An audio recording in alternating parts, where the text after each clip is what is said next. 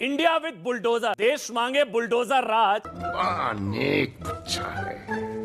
क्या ऐसी सोच का व्यक्ति अपने बच्चों को किसी धर्म रक्षक संगठन में भर्ती होने के लिए प्रेरित करेगा? क्या वो कहता होगा कि आईआईटी की कोचिंग से लौटते वक्त कुछ समय धर्म की रक्षा में किसी मस्जिद की दीवार पर चढ़ने का भी अभ्यास करते रहो? हम जी उठाए लो। 15 साल से तो हमारी दोस्ती है, मैं हिंदू हूँ या मोमडन है, हम भाई की तरह रहते हैं हम दोनों। ये भी खड़ा था मेरा भाई मेरे साथ, अगले की मस्जिद टूटी है, बुलडोज चला है, लेकिन अगला फिर भी मंदिर के लिए खड़ा है मेरे साथ। देश में पत्थर जिहादियों के कितने वकील हैं? कौन लोग हैं जो पत्थर जिहादियों को भी कानून की आड़ में कवर फायर देने के लिए तैयार है?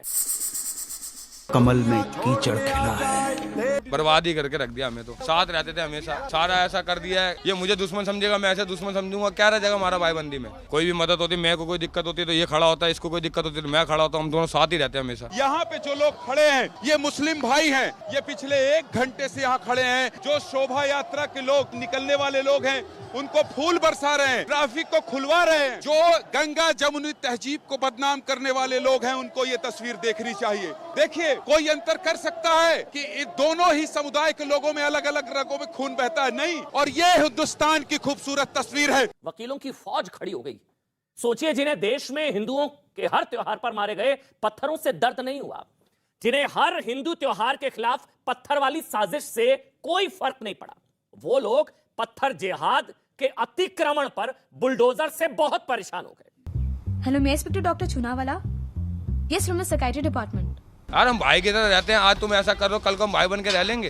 जो टूट गया सुनते हैं हम, सुबह उठ के आरती भी सुनते हैं, हम दोनों सुनते हैं। मतलब इस चीज को समझिए, जब हमला किया था तब अल्पसंख्यकों ने नहीं किया था, कार्रवाई हुई तो अल्पसंख्यकों में। कट्टरता के रास्ते पर चलने वाले लोगों की मानसिक बुनावट कैसी होती है?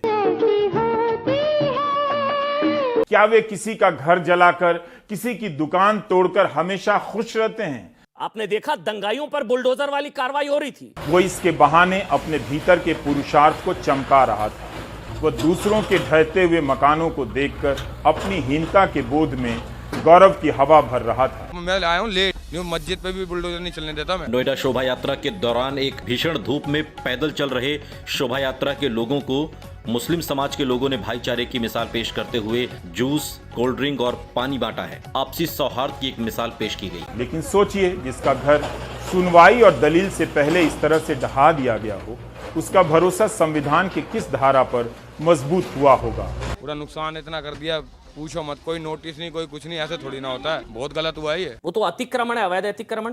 अगर अवैध अतिक्रमण है तो उसका फैसला न्यायालय करेगी या दिल्ली पुलिस करेगी? अभी उत्तर प्रदेश सरकार को सुप्रीम कोर्ट ने फटकार लगाई बुलडोजर के ऊपर, क्या ये सच नहीं है? उसके बाद भी आप यहाँ पर स्टूडियो में हिंदू मुस्लिम करेंगे? हिंदू मुस्लिम कम से कम मैंने कब किया? राहुल गांधी ने किया है। अगर झूठ बोलना है ना तो खरगोश जैसा झूठ बोलने का, मासूम और हाथ में नहीं आने वाला। ये कोंचुगिरी नहीं करने का कि मुर्गी चुराई कसाई से और खबर फैलाई डकार से। देख, अब हिंदुओं पर पत्थर गोली बरसा रहे। हिंदुस्तान में हिंदू ही रिफ्यूजी है, बाकी सब परमानेंट है। ये हिंदू मुस्लिम आपने किया है, राहुल गांधी। मैंने नहीं किया सर, ये मत बोलिए। बहुत गिर गया तू। मतलब कहते हैं ना, हम तो सनातनी है, हमें कोई नहीं मिटा पाया। साला तेरी ज़बान की जापनी पंखा है, हिलाते ही जा रहा है। एक दंगा, हिंसा का एक मामला हमारी हजारों साल पुरानी संस्कृति का कुछ भी नहीं बिगाड़ पा सकता है। ये कहने में तो बहुत अच्छा लगता है, देखिए, लेकिन आज मैं कहता हूं कि हिंदू होने पर मत हटिए, भारी पड़ेंगे घुसपैठिए। हिंदू मुसलमान मत करिए सर। मैं फिर हिंदू मुसलमान मत करिए। तो फिर हम पे इल्जाम लगाने के लिए जिम्मेदार कौन है? बड़ी गेंडे की चमड़ी है इनकी, जाड़ी मोटी। पिछले 2 दिन से हमारी पार्टी और भी लेफ्ट पार्टीज हैं, जांच के थे और इससे बिल्कुल स्पष्ट था कि जहांगीरपुरी के लोकल लोग उसमें इन्वॉल्व नहीं है। जो बाहर जुलूस आया था, हथियारों से लैस था। परसों मैंने पुलिस कमिश्नर को भी एक पत्र दिया था। हम चाहते हैं कि सजा सबको हो जो भी गिल्टी है, लेकिन एक तरफा जो आप कर रहे हैं ये बेहद गलत है। क्योंकि और बहुत सारी जगह दिल्ली में जहाँ पर अवैध कब्जा होगा, अवैध कारोबार हो रहा होगा। ये बुलडोजर पॉलिटिक्स हमारे देश को बुलडोज कर रहा है। जिंदगी मान चुके हैं, उसके लिए मरना पड़े तो वो तो हमारी खुशनसीबी होगी ना। अगर इंक्रोचमेंट है, मुझे आप नोटिस भी नहीं देंगे, आप मुझे मौका भी नहीं देंगे। तपती दोपहरी में लेफ्ट की नेता वृंदा करात सुबह सुबह 10:45 पर जहांगीरपुरी पहुंच गई, सुप्रीम कोर्ट के आदेश की तामील करवाने।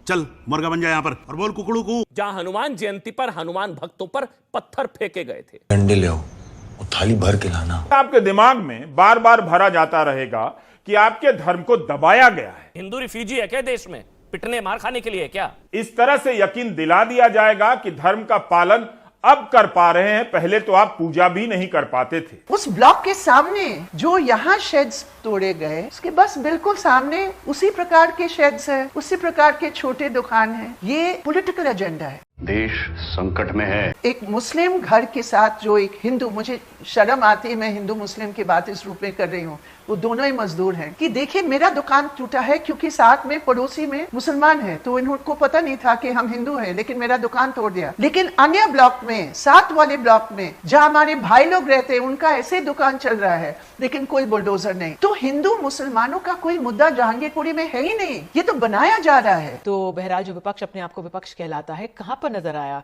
जहांगीरपुरी की जनता के साथ? आज ब्लू है पानी पानी पानी पानी पानी पानी। जो लोग हिंसा में शामिल हैं और उनके समर्थन में बोलते हैं या चुप रहकर सपोर्ट करते हैं, क्या उनका मानसिक स्वास्थ्य बेहतर हो जाता होगा? उन्हें नींद अच्छी आती होगी और धर्म के गौरव के नाम पर नफरती हिंसा और भीड़ का समर्थन करते हों। लोग फंसते रहे, इसके लिए इतिहास से सही और फर्जी किस्से बार बार खड़े किए जाते हैं। 50 साल के रफीक मोहम्मद की दुकान तोड़ दी गई।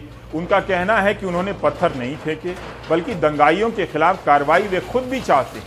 अब वे अपना परिवार कैसे चलाएंगे? क्या इतनी जल्दी दोष साबित हो गया? इल्जाम फौरन हम पे लगा दिए जाते हैं, अपने गिरेबान में कभी झांक कर नहीं देखते। जामा मस्जिद परिसर में 12 दुकानें ढहा दी गई हैं। इनमें से 4 दुकानों में हिंदू किराएदार थे। दुकानदार नरेंद्र गुप्ता का कहना है कि जितना हो सकता है किसी तरह अपने सामानों को बचाया, लेकिन प्रशासन की तरफ से कोई नोटिस आया हो इसकी जानकारी उन्हें नहीं थी। कितने वीडियो हैं जिसमें एक धर्म के विशेष की बहु बेटियों के बलात्कार से लेकर मुस्लिम मोहल्ले में जुलूस रोककर भद्दी बद्दी गालियां दी जा रही हैं। इस जवाब से भीड़ में शामिल दूसरे समुदाय को उकसा रहे नौजवानों को कितना बल मिला होगा। कोई बुराई नहीं कि अपने इष्ट की आराधना में जुलूस निकाले, उत्सव भी मनाइए, लेकिन जिस तरह से मस्जिदों के आगे नारे लगाए गए, उकसाया गया, गानों में ललकारने की बात कही गई, मस्जिदों पर भगवा झंडे लहराए गए, क्या उसके बिना उत्सव नहीं मना सकते थे? कि 9% से 18% जब मुस्लिम आबादी हो जाती है तो इस देश के हालात कहां से कहां पहुंच जाते हैं।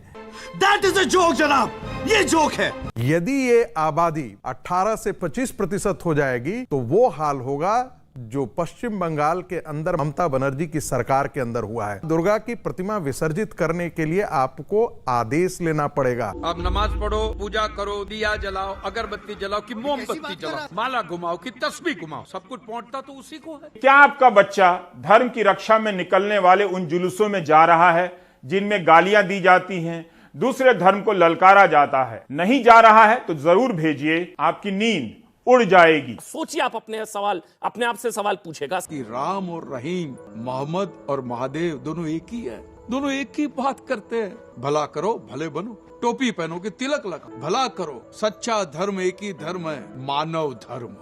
Holy smokes, I'm no joke out the bullpen. Bringing nothing but heat, leave you hanging like clothespins. He's a beast when he goes in, ice cold frozen. The first round draft pick, #1 chosen.